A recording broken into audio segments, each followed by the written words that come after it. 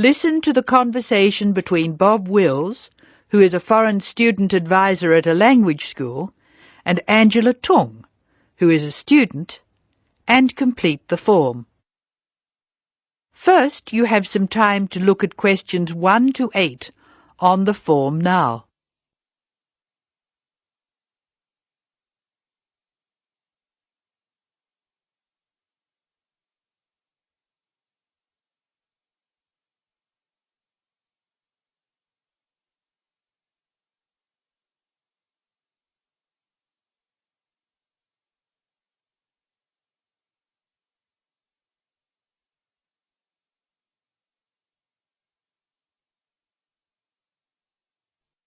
You should answer the questions as you listen because you will not hear the recording a second time.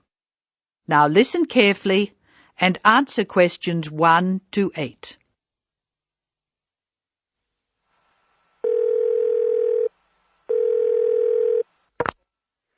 Hello, Foreign Student Advisor's Office. This is Bob Wills speaking. Can I help you? It's Angela Tung here, Bob. I'd like to make a request for special leave. Can I do that over the phone? Hello, Angela. You can make that request by phone, but I'll have to fill the form out. Let me get the special leave form. OK, here it is. Tell me your student number, please. It's H for Harry, 5712. H 5712. OK. What's your address, Angela? I live at 10 Bridge Street, Tamworth. 10 Bridge Street, Tamworth. And your phone number? The telephone number's 8106745. Thanks. What course are you doing?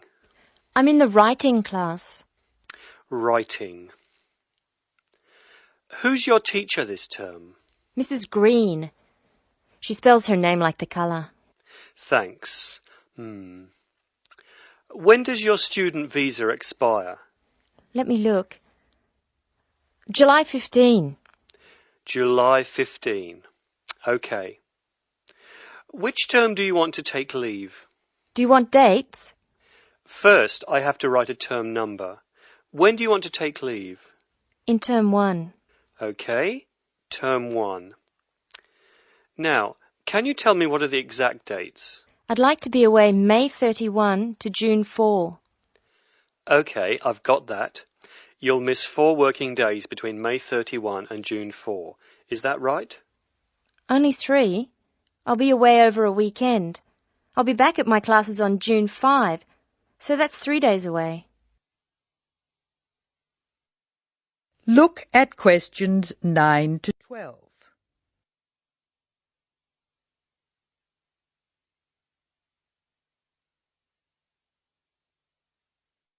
Now listen to more of the conversation between Angela and Bob.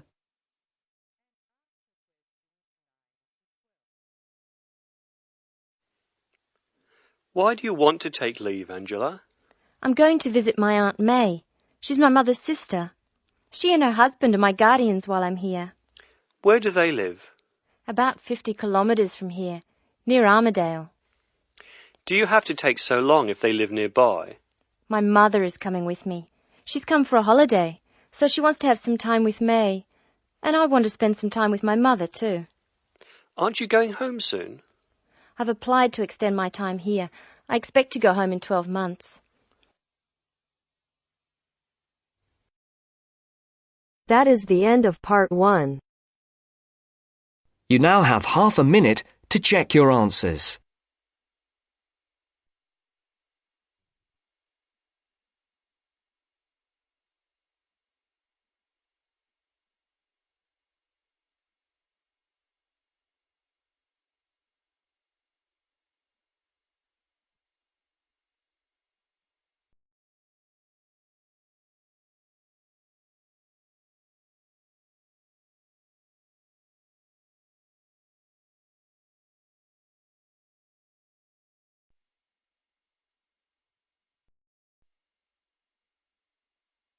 Now turns to part 2.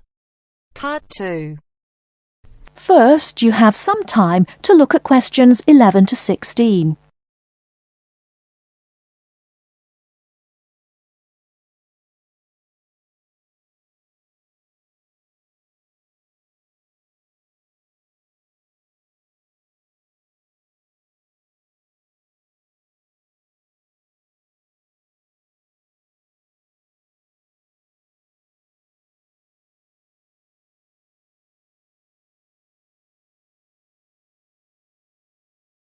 Now, listen carefully and answer questions 11 to 16.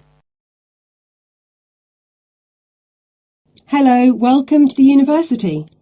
Let me introduce myself. My name's Helen Brown. I'm the International Office Administrator and I'm responsible for looking after students here on scholarships, in particular Chevening scholars. Perhaps you could introduce yourselves to me. Hi, I'm Ansgar from Grasse in southern Austria. And my name is Magali. I'm from a town near Montpellier, France. It's a pleasure to meet you. Pleased to meet you too. Nice to meet you. So, let's get started. I'm going to tell you about the schedule for today. Today is your orientation day at the university, and it's going to begin in half an hour at 10 o'clock with a speech from the Vice-Chancellor welcoming you to the university. That's very nice. Where is it? It's in the main hall on floor 3. Okay, but how do we get there? From here, the International Office, go down the corridor, past the lecture theatre and student common room. Then you'll be at the main entrance and you'll see the lift to your left. Take the lift to floor 3 and the main hall entrance is after the buffet. Okay, floor 3 after the buffet. I can always find my way to food, so we'll be able to find the main hall, no problem. So after the Vice-Chancellor greets the new students, then 30 minutes later, the Mayor will welcome you to the city. Together it should be about an hour, so it's not too much of a drag. And what happens then? After that, you'll have a meeting with a representative of the British Council, and she will brief you on life in Britain and what your sponsor expects, and of course doesn't expect from you. It will be nice to meet them. Is that in the main hall too? No, but it is on floor 3 again. With your back to the main hall, go down the corridor past the labs. Sorry? The laboratories, on your right, and the computer cluster rooms on your left, and at the end of the corridor are seminar rooms 1 and 2. Your meeting is in seminar room 2. Did you mention what time that is? No, I didn't. It's at 11:15, and it should last about half an hour. You'll meet her a number of times during your studies, so it's important to go to that meeting. Okay, I'll make sure Magali is on time. Ansgar, I'm always on time. Very well. Now for the final part of the morning and lunch, you'll be with your department. We're both doing biomedicine. Oh, that's interesting. But we're not sure how to get to our department. Well, you don't need to go very far from seminar room 2. The laboratories and seminar rooms all belong to your department. So basically, you need to turn left out of seminar room 2 and go past the next 2 teaching rooms. Your departmental office is on the left. Will someone be there to meet us? Oh, but of course. At 12 o'clock, the course administrator will meet you at the departmental office and introduce you to members of staff and the head of department, Professor Heanue. Heanue? How do you spell that? Heanue. He will tell you about the department and your course, the coursework and academic life in Britain. Have you both got reading lists? Yes, I have. I'm afraid I haven't. You can get one at that meeting. Then finally, as it's your first day, you'll have lunch with the department staff in the refectory from 1 to 2. Oh, that's really nice. Great. There's just one more thing. In the afternoon, you have the chance to meet other international students in the main hall again. And you can ask them about their time at the university. That's from 2:30 onwards. I'm looking forward to that.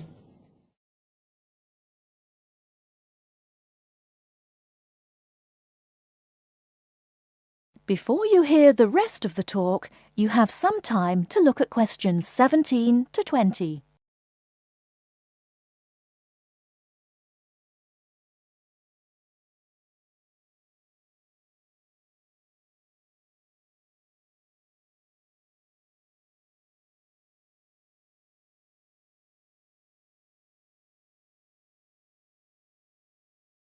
Now listen and answer questions 17 to 20.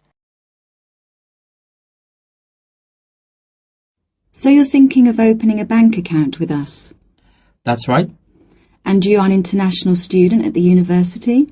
Yes, I am. And how did you hear about us? From Student Services. They gave me a list of banks near the university, and I chose this one because you have a branch near campus and a student advisor at the bank. Yes, I'm part of the student advice team. There are 3 of us here. Right, now I'll go over the services we offer to international students, and then we can go through a few details before we set up your account. Okay. We can offer you a current or cheque account and a savings account. Do you pay interest on the current account? We do, but not very much, about 1.5%. You get a much better interest rate on the savings account, around 4%. We also give you a free overdraft facility. I'm sorry?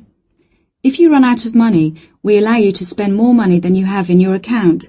That's the overdraft. But you can only take out up to £100. If you need more than £100, then you must tell us before you take any more money out. I see. Now, once your current account is open, then you can set up direct debits for any regular payments you need to make. Could you tell me how that works? Well, for instance, let's take your mobile phone. You have to pay a certain amount every month for it. Yes. So you can tell us to pay that amount each month and we'll do it automatically for you. I see. As soon as your account is open, we will send you a debit card, which you must sign immediately and keep in a safe place. Then a day or 2 later, we'll send you a personal identification number. A PIN number? Yes, and you must keep the number secret. You can change it if you like when you use it for the first time, but if you change it, you must remember the number. If you forget or lose the number, then we have to send you out a new card and a number for security reasons. Okay. The next thing you could do is open a savings account. If you know you have to save a certain amount of money to pay your accommodation or course fees, we can open a savings account for you to put aside some money each week or month. How can I do that?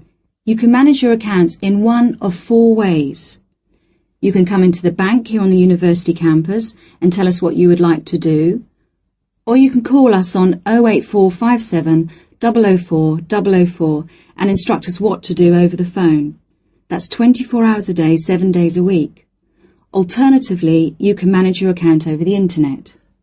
I see. You have to go online and register at our website at www.hsbc.co.uk/online-banking before you can use the service. Finally, if you have a digital TV, you can use TV banking by pressing interactive on your digital TV remote control. Oh, really? I don't have a digital TV, unfortunately, but I can do the first 3 things. Now, do you have any insurance? What's that? For example, if you lose something or one of your possessions is stolen, we will cover the cost of it. How much does that cost? It's £24 a year, so it really is worth thinking about. I don't need to think about that. I'll take out insurance. I'll arrange that for you as soon as your account is open. Now, would you like to go ahead and open an account with us? That is the end of part 2. You now have half a minute to check your answers.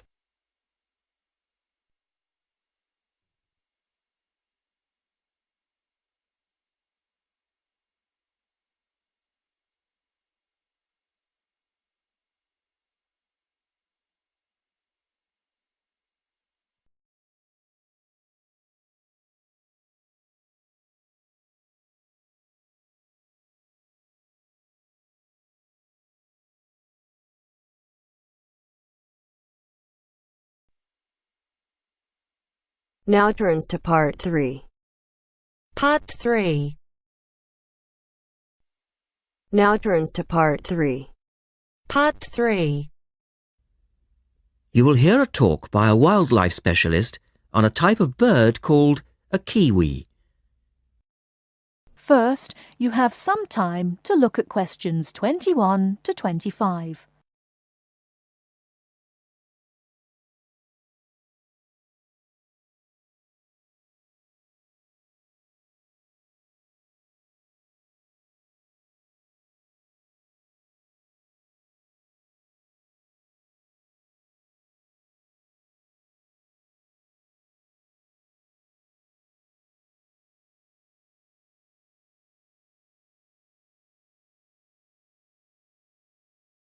Now listen carefully and answer questions 21 to 25.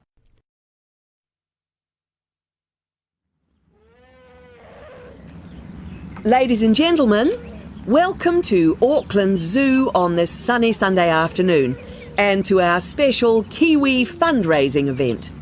My job is to tell you all about the amazing little Kiwi, and your job, hopefully, is to dig deep in your pockets. Now, for the benefit of our overseas visitors here today, I should explain first of all that the Kiwi is the national bird of New Zealand, and sometimes New Zealanders themselves are known as Kiwis.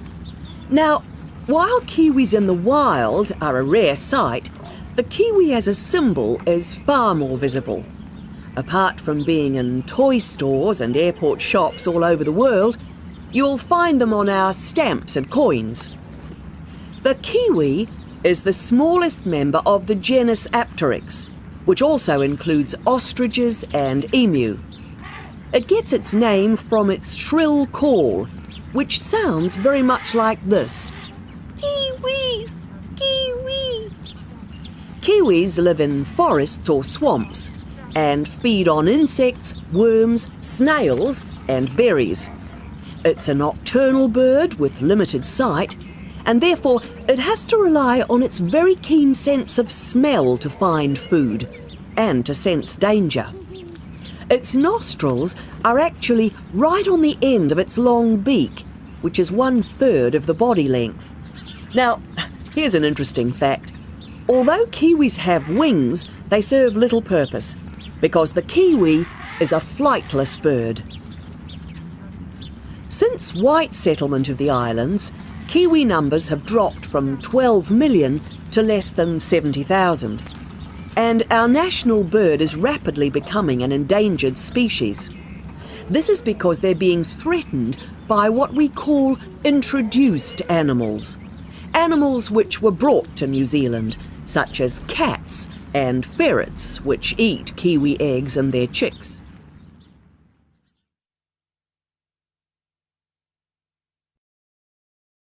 Before you hear the rest of the talk, you have some time to look at questions 26 to 30.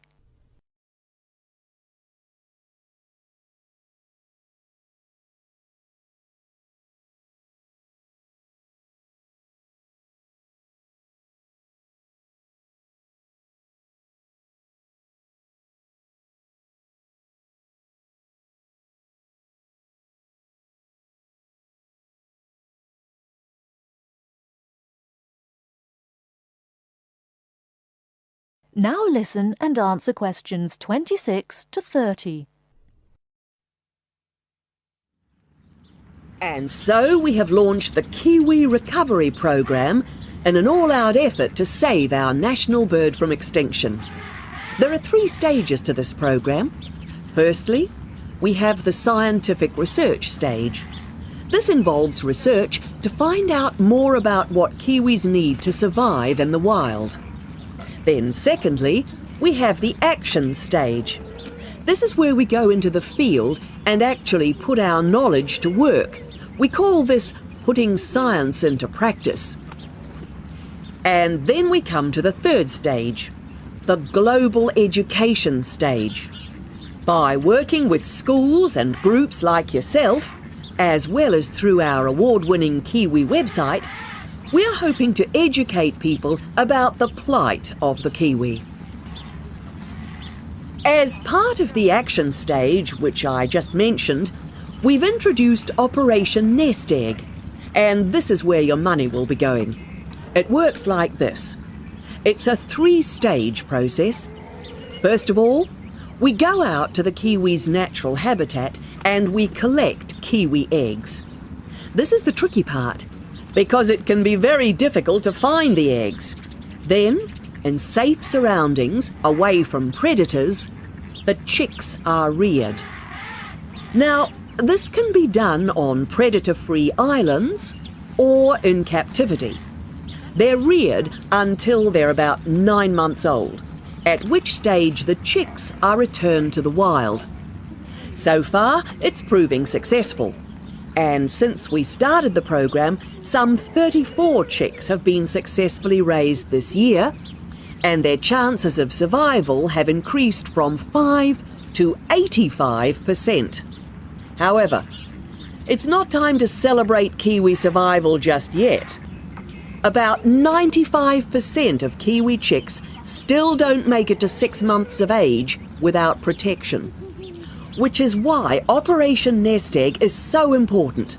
And we ask you to give generously today.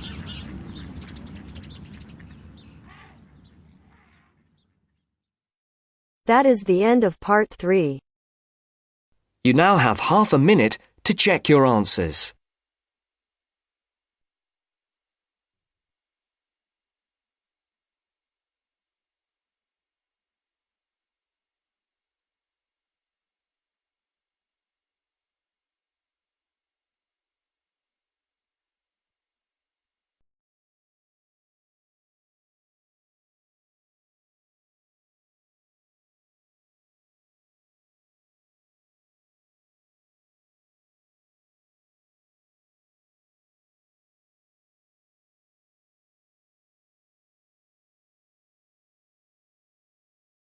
Now turns to part 4. Part 4. Listen to the introduction about Tower Bridge and complete the summary. First, you have some time to look at questions 31 to 40.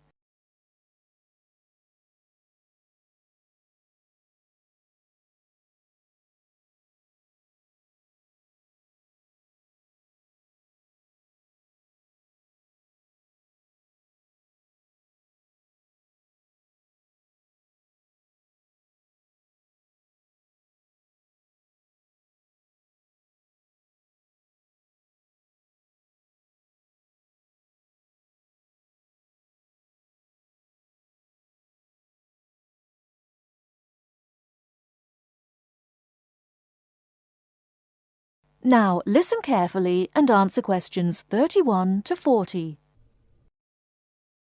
Tower Bridge is located in one of the most interesting parts of London. On either top of the tower, you can get a bird's-eye view of the wonderful scenery all round Tower Bridge. On its south side are many tall old buildings.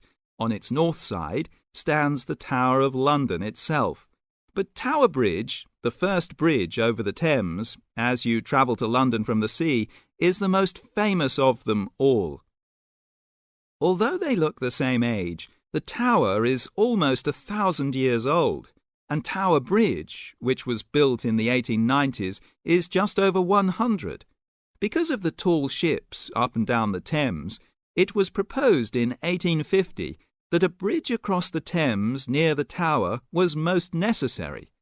However, the designers argued about the new bridge for about 30 years.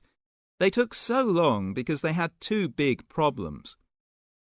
One is that the new bridge must look like the old tower, and the other is that the bridge must not look like a modern bridge.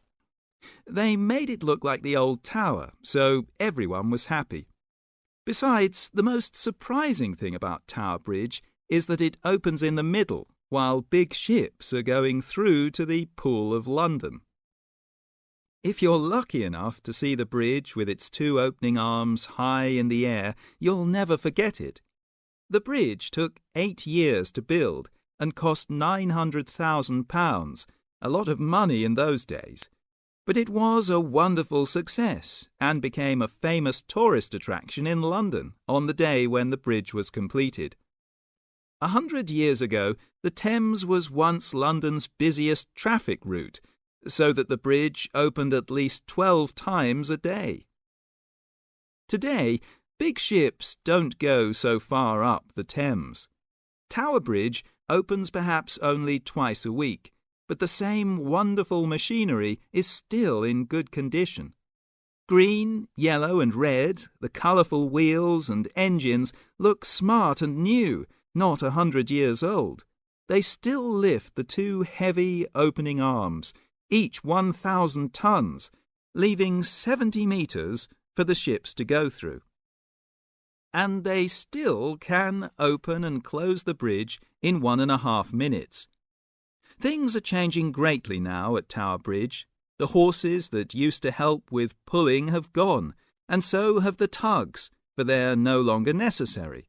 The walkways from one tower to the other at the top of the bridge were closed years ago because so many people jumped off them into the Thames, which is said to open again soon. In addition, the beautiful wheels will be part of a special exhibition for the public to visit. There'll be a restaurant in one of the towers and a pub in the other. But whatever happens in its exciting future, Tower Bridge will always mean London. That is the end of part 4. You now have half a minute to check your answers.